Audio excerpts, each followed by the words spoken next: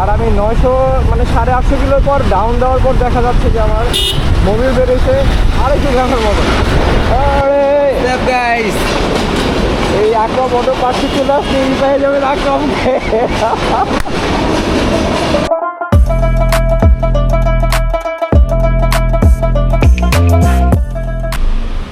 আসসালামু আলাইকুম, কেমন আছেন সবাই? আশা করি ভালো আছেন। আমার লাল ফ্রিজটা এদিন ওয়াশ করছি, দেখতে খুব সুন্দর লাগতেছে। আর এর আগে খুব ময়লা ছিল। তো যাই হোক,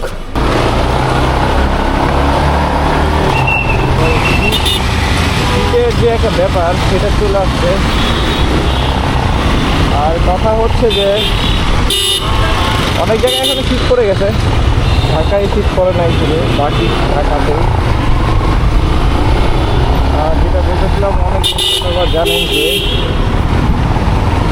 কথা বলি কাজের কথা, সেটা হচ্ছে আপনারা সামনে দেখে বুঝতে পারছেন যে আজকে টপিকটা হচ্ছে পুরা হচ্ছে ইঞ্জিন অয়েল অথবা মোবিল, মানে কোন সময়ে মোবিল ডাউন দেওয়া উচিত বা কত কিলোমিটার পর পর, আর কোন বাইকের জন্য কোন মোবিলটা দিলে ভালো, সব কিছুই মানে জানা যাবে।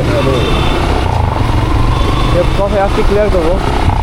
এখন কথা হচ্ছে ভাই, অনেকে হয়তো বলতে পারেন যে আমি তো এটা জানি।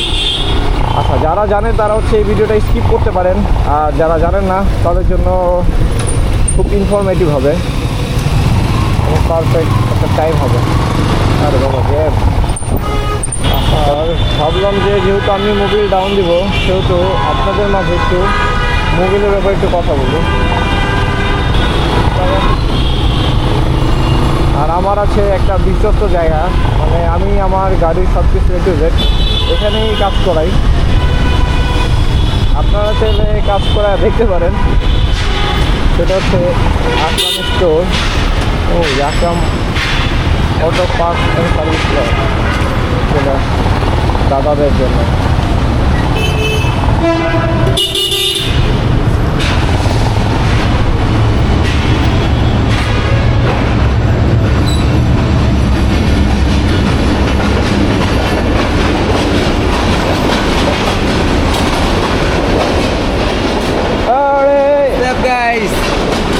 এই আকরাম অটো পাশে চলে আসলে এই পেয়ে যাবেন আকরামকে।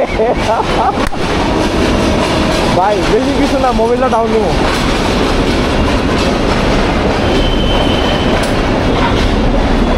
আর এখানে অসংখ্য মোবিল আছে আমার দেওয়ার পরে, যেটা মোটুল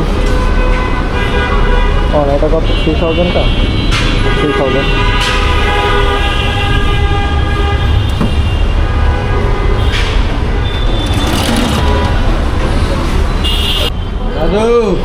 ফাইনালি মোবিল ভরা শেষ আমার। আর গরিবের অবস্থা, বুক রাখতে গেলে বিল করে হ্যাঁ ভাই, আল্লাহ হাফেজ, জায়গা।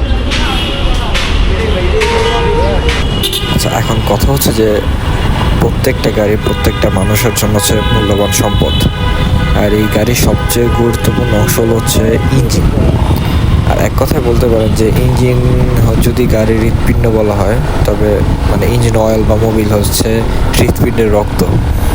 আর সঠিক সময়ে এবং কি বলে যে সঠিক মানের ইঞ্জিন অয়েল ব্যবহার করা মানে আমাদের গাড়ির ইঞ্জিনকে সুস্থ রাখবে, সচল এবং দীর্ঘস্থায়ী করবে আর কি। এখন যদি বলি যে ইঞ্জিন অয়েল কি এবং এর প্রধান কাজ কি কি, বা কখন ইঞ্জিন অয়েল পরিবর্তন করা উচিত, সঠিক সময়ে ইঞ্জিন অয়েল পরিবর্তন না করলে কি কি ক্ষতি হতে পারে, কিভাবে সঠিক ইঞ্জিন অয়েল বেছে নেবেন, এগুলোই। আমরা অনেকে মনে করি 1500 কিলোমিটার বা 3000 কিলোমিটার পর পর ইঞ্জিন অয়েল পরিবর্তন করা উচিত। আসলে এটা কিন্তু সঠিক সময় না। ইঞ্জিন অয়েল পরিবর্তন করার কয়েকটা মানে নিয়ম আছে। অনেক ক্ষেত্রে দেখা যায় যে হচ্ছে আপনার যে ম্যানুফ্যাকচার রিকমেন্ডেশন থাকে, মানে ওনারা কিছু মোবিল সিলেক্ট করে দেয় যে এই মোবিলগুলো আপনারা ইউজ করবেন। আবার অনেক ক্ষেত্রে অয়েলের ধরন আছে, মানে আপনি কোন ইঞ্জিনের উপর মানে ব্যবহার করা হচ্ছে তার উপর পরিবর্তন করতে পারবেন। এর মধ্যে যেমন আমরা জানি মিনারেল, সেমি সিনথেটিক, ফুল সিনথেটিক। তো মিনারেলটা কি?